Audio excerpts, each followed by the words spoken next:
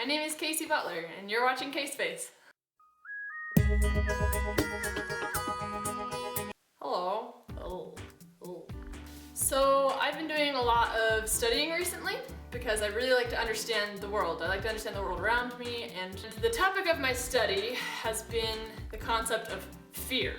It's really interesting because we all experience fear in different ways. It's difficult to define what fear is. But on a very general, basic level, fear is an innate emotion of survival. Fear is what makes it so that you don't die. You could be experiencing this phenomenon right now. So what causes fear? In the physiological sense, in the way your body reacts, fear starts with your senses. So, your sight, your hearing, taste, touch, whatever. Information is sent through your senses to your brain. It looks at your conscious memory and it says, well, this is the context we can give this situation.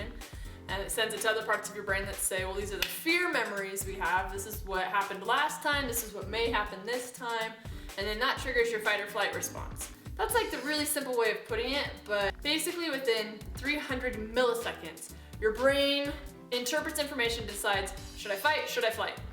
Okay, so that's like physical fear. So what about like emotional fear? Well, honestly, it's basically the same thing, just like hopefully a lot less sweating is involved with your emotional and mental fear. So what does fear do? How does fear affect us?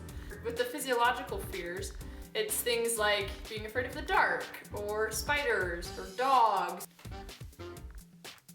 snakes, just snakes in general, really. But what I really want to focus on is what about your mental and your emotional fears? How do those affect you? Your fears in these regards are why you don't ask that girl for her phone number, or why you don't change your major, or why you continue in a crappy job that you hate. These kinds of fears are the reason that you haven't upgraded from a PC to a Mac. You're afraid of your feelings. It's why we procrastinate. Procrastinating for fear of failure. These fears are why you stay in the closet about your Justin Bieber fetish. It's also why you don't talk to your mom or dad. You stay in abusive relationships, even though you know you should get out and get help. Or maybe you run from serious relationships even though they could be a good thing. These fears are why you don't feel like you deserve love. Just snakes in general, really. Fear sucks. Now, reputable source, Hillary Duff, told us that you can't let the fear of striking out keep you from playing the game.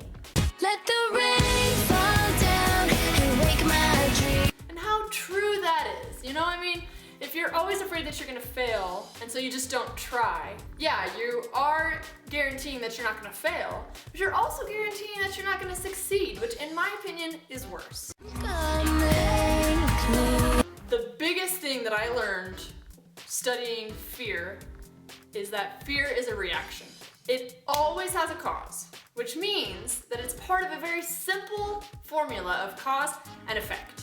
So if you can change the cause, if you can go in and replace your fear with positive exposure, you will always get a different effect. No matter how awful it's been, if you are choosing to not overcome your fear, then you are choosing to be afraid.